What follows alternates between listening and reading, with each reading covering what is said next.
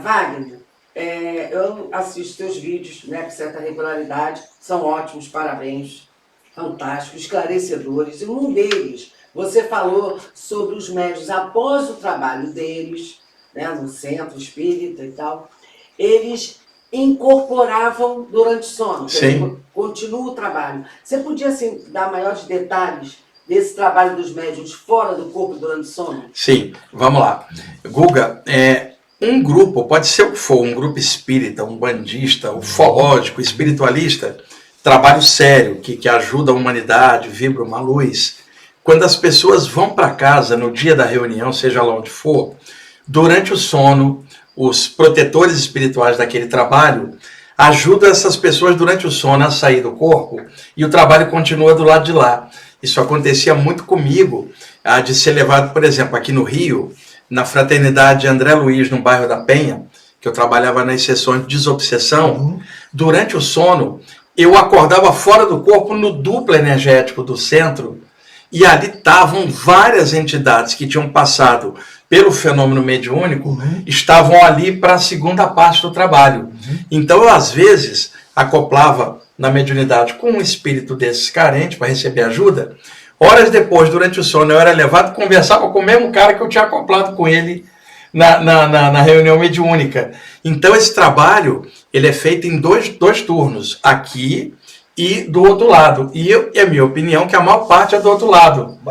Quando a gente sai de um trabalho mediúnico, a gente sai muito aberto, né? Exato. Facilita. Facilita, porque... E aí, os trabalhadores da casa, o que eles precisam fazer? Se vai para casa, já sabendo que o trabalho continua do lado de lá, não vai distrair vendo televisão antes de dormir, não enche muito a barriga para impedir a saída e fica posicionado, porque esse trabalho continua do lado de lá. O mais engraçado é que nem todo mundo do grupo é levado lá fora, muitos não estão na condição.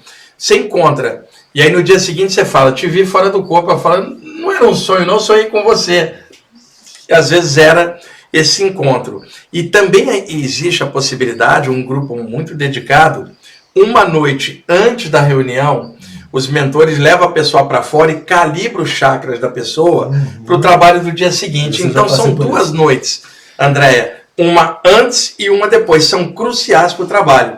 Uma para preparar, a outra para continuar. E na verdade o trabalho aqui material é o menor dessas duas partes, mas tem que ter ele por causa da energia do corpo, energia que é usada para espíritos mais apegados, para poder ajudá-los a se soltar. Sensacional. Gente, perguntas, por favor. Então, Wagner, ir para o shopping depois da gira, depois de uma sessão mediúnica, nem pensar. Não, no outro dia tudo bem, mas no dia da reunião, não, por exemplo, uma festinha e tal, também não dá. Eu sempre evitei isso, mas era no dia, não era os outros dias. Então, por exemplo, um cirurgião, ele opera de sábado de manhã. Seria legal que sexta-feira ele não saísse nem tomasse álcool, para que de manhã no sábado ele não tivesse com a mão tremenda, ele tem que estar dedicado ao que ele vai fazer. Então, se você vai dar um plantão, se prepara para ele, não é só a hora do plantão, é o antes do plantão. Depois que você sai do plantão, você precisa de umas horas para se regenerar, você voltar ao teu normal. Então, alguém, depois de um trabalho, precisa agora de um tempo para si mesmo. Então, a noite antes e a noite depois, você tem que ter uma disciplina para evitar ficar exposto, porque o trabalho começa antes e continua depois. No outro dia, você está numa outra vibe. Eu, por exemplo, eu vim aqui para o Rio fazer palestras. Eu tenho uma palestra à noite. Eu fico lá no Otto, em São Conrado, perto da praia, né? Veja, eu vou dar a palestra à noite, tem uma praia. Eu não saio de dia, eu fico focado por causa do que eu vou fazer à noite. Por quê? Eu vou para a praia ali. Aí tem uma entidade assediadora que estava junto com um cara usando droga. Ele está ali, ele me vê, ele vem em cima. E aí eu gasto energia para tirar ele, que é a energia que eu preciso à noite para dar a palestra. Então, já sabendo disso, eu vou ficar focado para o que eu vou fazer. Agora, se eu tiver o dia livre, passo o dia inteiro na praia. O lance é, o que eu estou fazendo é a responsabilidade.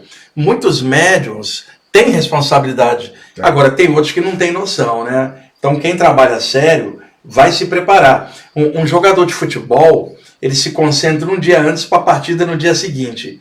Imagina, se para um jogo de futebol o cara está concentrado, imagina para a partida espiritual. E o jogador na reserva. vai entrar no meio, ele tem que se aquecer. Isso. Então, como é que alguém quer partir para um trabalho espiritual sem se aquecer e se preparar? E isso para uma partida de futebol, imagina um lance espiritual, né? Muito mais sério. Isso já é usar o dedo, né? Do preparo espiritual do chão de preceito. E isso para qualquer grupo de trabalho, não importa a linha. Pós-trabalho mediúnico. Que é esse que fica mais difícil de entender. Entendeu? Porque se terminou o trabalho aqui, eu tenho que continuar, a gente chama de preceito, continuar no preceito. Então foi ótimo, foi super esclarecedor. A responsabilidade continua. Ela continua. Se alguém fala, isso é muito para mim, então sai. Vai fazer alguma outra atividade que não existe. Igual o médico fala assim, eu não gosto de plantão, então vai para a clínica, fica ali. Né? Porque se você estiver ali, você vai dar plantão. E você tem que estar preparado. Você não pode estar ali num plantão zonzo porque você bebeu muito ontem. Então existe essa responsabilidade também para médios e curadores sérios. É bom porque a grande maioria dos médicos que eu conheço só faz o preceito antes. Terminou a gira, estou liberado. Mas não é bem assim. Não está liberado. Aquela noite lá é crucial para continuar o trabalho do lado de lá. Vai para farra. Partindo desse princípio, a pessoa que tem uma responsabilidade espiritual, o ideal é não beber, descuidar da sua alimentação também, né? Para estar sempre preparado à noite para poder trabalhar com os mentores. Quem trabalha com isso é dedicado, sabe que muitas noites vai ser levado para um trabalho de cura. Então não é legal a tua energia sair cheia de fluidos de álcool. Agora, eu não estou dizendo que alguém não pode tomar uma cerveja, não é isso que eu estou falando. Mas quem trabalha com isso precisa evitar o excesso de álcool. Excesso, que não significa não tomar um vinho no almoço ou um chopp. Não, o problema nunca foi álcool, se chama alcoolismo. Excesso. É o excesso. Tipo, se beber, não dirija. Se beber, não atue mediunicamente. É uma questão básica, né? Agora, nada de ficar proibindo coisas, não é isso. Mas é bom você ter um preparo para aquilo que você está fazendo.